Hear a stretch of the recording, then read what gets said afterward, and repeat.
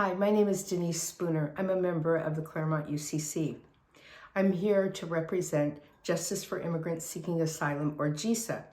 JISA was organized in the Claremont area several years ago after residents at Pilgrim Place, students from local colleges, and members of area churches began visiting asylum seekers at the Adelanto detention facility in the high desert.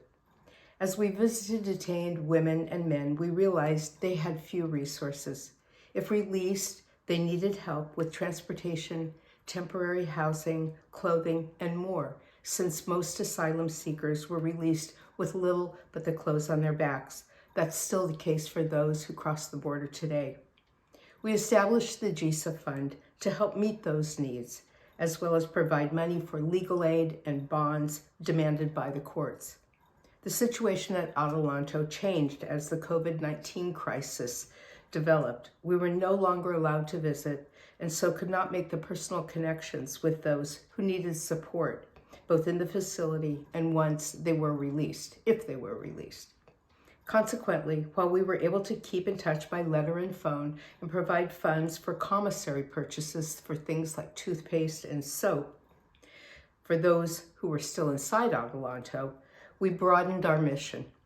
By joining hands with an ever larger regional network of immigrant assistance groups, we found new ways to help. For instance, we funded organizations that sought housing for Afghan refugees, churches that wanted to redesign their buildings to make them available for housing for immigrants on a short-term basis, and others that provided basic supplies of diapers and other desperately needed goods for immigrants in shelters on the Mexican side of the border. We would so welcome your gifts to the JISA Fund this holiday season as we continue to support and provide comfort for those whom Christ called the least of these.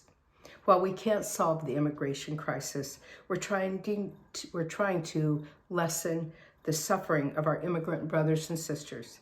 Claremont UCC has been the 501c3 organization for our fund.